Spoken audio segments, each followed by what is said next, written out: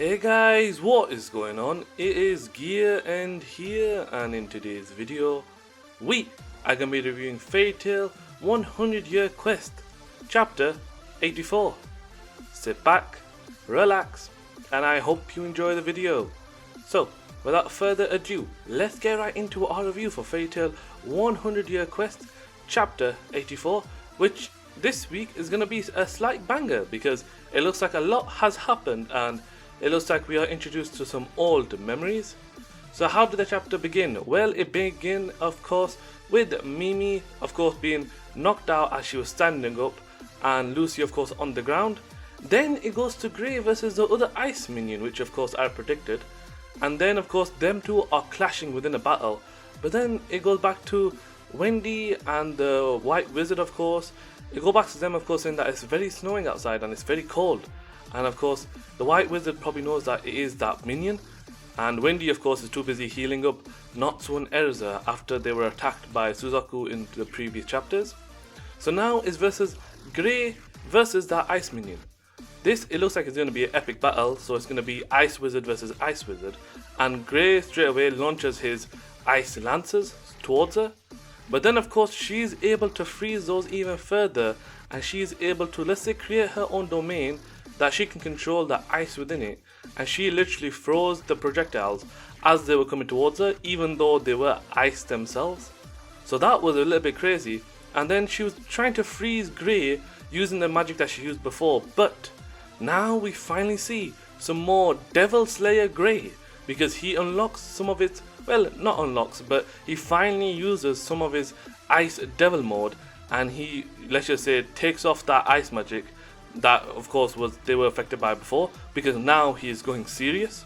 So now of course the minion didn't expect that, but then Grey went on the offensive, but she's still a very, let's just say, powerful foe, because right now she's still not using her full power that she was using before.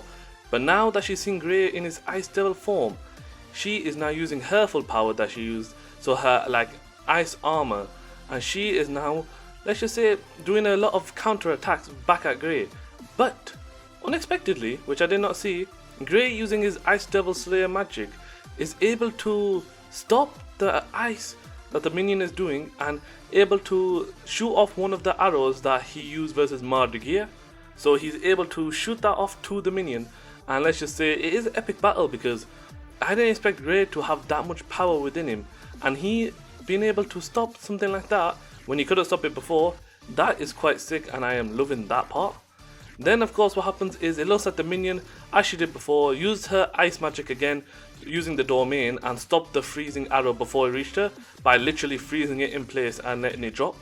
So then as it broke into the ground, she's actually testing out one of her new magics, which it looks like this time she's actually doing some illusion now. Because what she's doing is she's trapping Grey into one of his own illusions, and she just disappears along with all the snow, and Grey weirdly wakes up in a bed. Strange, right? Yeah, very strange. So what happens after that is, after Grey, let's just say, wakes up, he finds out that Juvia is next to him, and of course they are living together. So it's not like what it was before back in the Fairy Tail final series, but this is somewhat like what would have happened if Fairy Tail 100 Year Quest didn't happen, or it can be possibly afterwards. So that was weird. And then what happened after that is it looks like we are introduced to some new characters. So we are introduced to Greege. So that is Grey's and Juvia's son. Yet again we are introduced to him because he was also shown in Edolas. So now it looks like Greege has appeared, but Grey of course is very confused because he was 1 minute fighting this ice minion, the next minute he's just seen his son. So he's very confused right now, and let's just say him talking to his son is not making it better, even though he definitely looks like Grey quite a bit.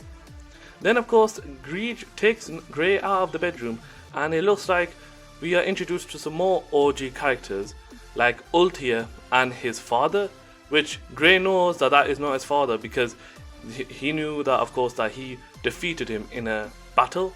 But it looks like Grey's father is not like the serious type, because it looks like he's a caring grandpa in this scenario, and let's just say Grey is really confused at this time.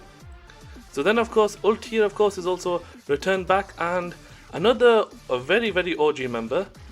It looks like Ur. So Grey's master is also shown in this illusion. So it looks like Ur and Ultia, of course, are like mother and daughter as they are.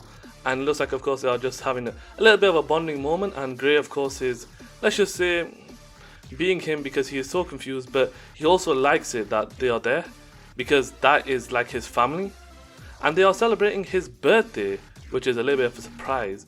And Grey, let's just say, as much as he wanted this to be true, as much as he wants this moment to last forever, he knows he can't because this is not right and this isn't his family or this isn't what he is.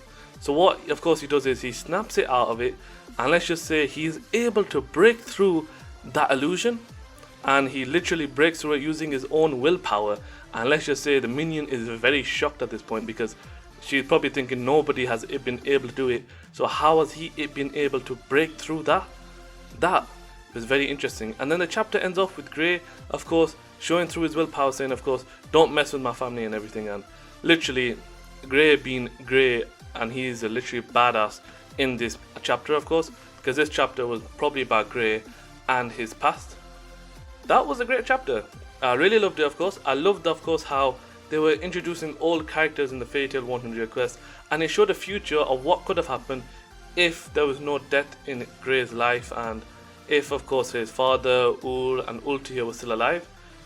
That was sort of like a future that could have happened, maybe could have happened, but that's not what Grey wanted. Grey wants, of course, to still be with his friends, and Grey wants to be a fighter to protect his family. That is a Grey we know, and that was a great chapter nonetheless. You guys let me know down below, what was your favourite part in Fairy Tail 100 Year Quest chapter 84? Did you like it that we got to see some OG members, of course? And did you like it that we were introduced to Greed yet again? You guys let me know down below. And if you enjoyed the video, make sure to drop a like, leave a comment, and of course make sure you're subscribed for more Fairy Tail 100 Year Quest content coming at you in the near future. Thank you guys for watching, take care, and peace.